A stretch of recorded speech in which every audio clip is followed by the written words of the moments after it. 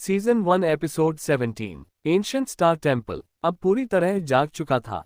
सुनहरी रोशनी आसमान को चीरती हुई बादलों के पार पहुंच रही थी।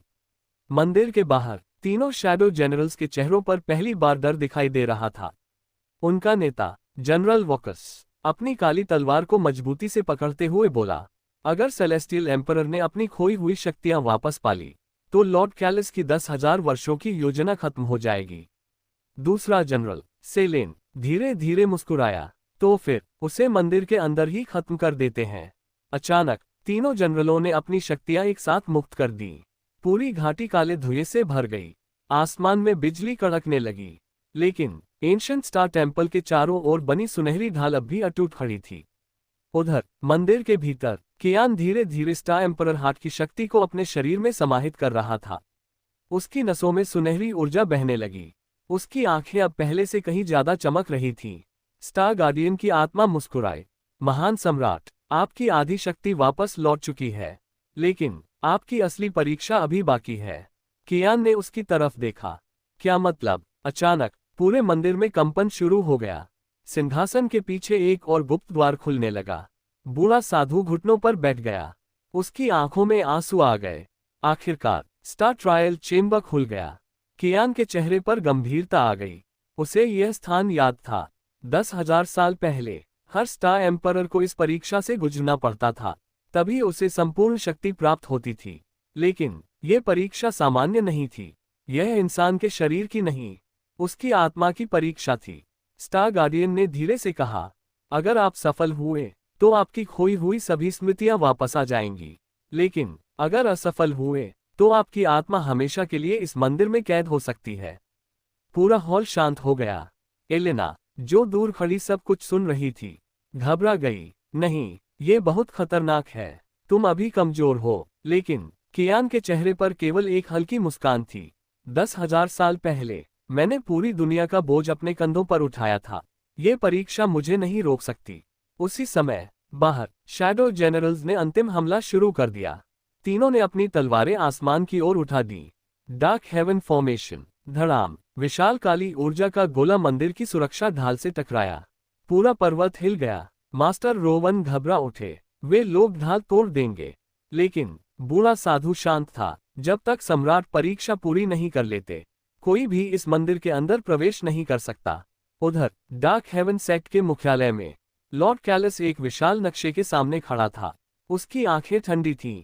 उसने धीरे से कहा, कियान, तुम हमेशा से जिद्दी थे, लेकिन इस बार मैं तुम्हें दोबारा मजबूत नहीं होने दूंगा। अचानक उसके पीछे खड़ी एक रहस्यमयी महिला आगे बढ़ी।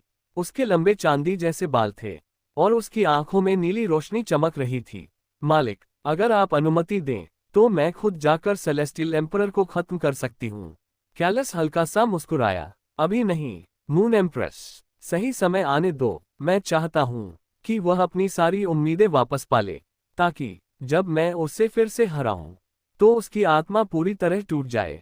उधर एंशिएंट स्टार टेम्पल के भीतर कियान स्टार ट्रायल चेम्बर के द्वार के सामने खड़ा था। उसने गहरी सांस ली और धीरे धीरे अंदर कदम रख दिया।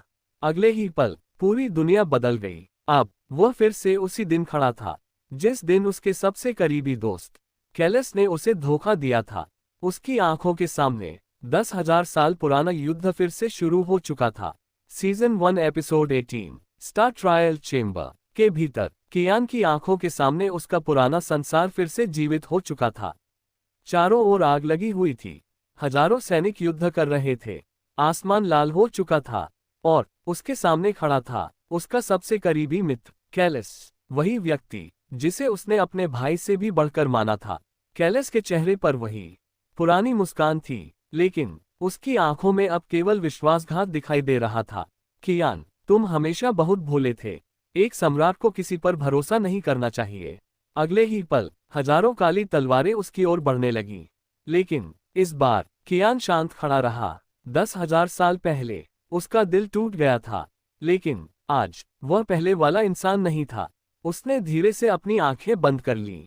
ये केवल अतीत की परछाइयां हैं।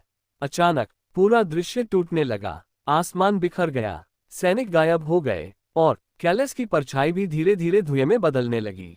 लेकिन तभी एक नई आवाज गूंजी, अगर उस दिन तुम अपने परिवार को बचा लेते तो क्या होता। अचानक दृश्य फिर बदल गया। इस बार वह अपने पुराने महल में खड़ा था। उसकी छोटी बहन आर्या उसके सामने मुस्कुरा रही थी। वह वही बहन थी जिसे डार्क हेवन सेक्ट ने युद्ध के दौरान मार दिया था। आर्या धीरे धीरे उसकी ओर आए।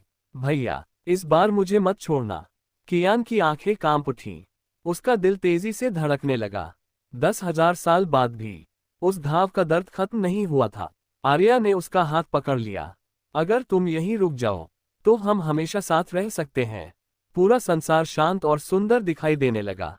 न युद्ध, न धोखा, न जिम्मेदारियां, सिर्फ परिवार और खुशियां। लेकिन अचानक स्टार एम्परर हार्ट उसके भीतर चमक उठा। बूढ़े संरक्षक की आवाज उसके मन में गूंज उठी। महान सम्राट, याद रखिए, ये परीक्षा आपकी सबसे बड़ी कमजोरी को परख रही है। कियान की आंखें धीरे धीरे बंद हो गईं। उसने गहरी सांस ली और धीरे से अपनी बहन के सिर पर हाथ रखा। मुझे माफ करना, मैं उस दिन तुम्हें बचा नहीं सका, लेकिन मैं अतीत में नहीं जी सकता। अब मुझे उन लोगों की रक्षा करनी है जो आज मेरे साथ हैं। आर्या की आंखों में आंसू आ गए, लेकिन वह मुस्कुराने लगी। धीरे धीरे उसका शरीर सुनहरी रोशनी में बदलने लगा। भैया, मुझे हमेशा तुम पर गर्व रहेगा। और अगले ही पल पूरा संसार गायब हो गया। स्टार ट्रायल चेंबर के बीचों बीच एक विशाल सुनहरा द्वार प्रकट हुआ। उसके ऊपर प्राचीन भाषा में कुछ शब्द लिखे थे।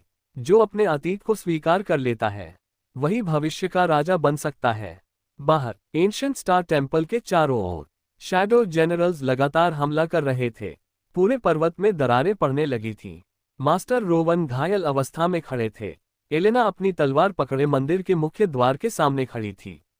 जब तक मैं जिंदा हूं, कोई अंदर नहीं जाएगा। इसी दौरान आसमान में अचानक एक विशाल नीला चंद्रमा दिखाई दिया। ठंडी ऊर्जा पूरे क्षेत्र में फैल गई।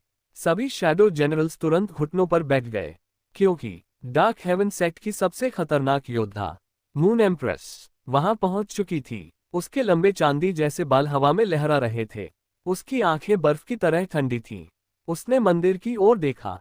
सेलेस्टियल एम्परर, 10,000 साल बाद हम फिर मिल रहे हैं।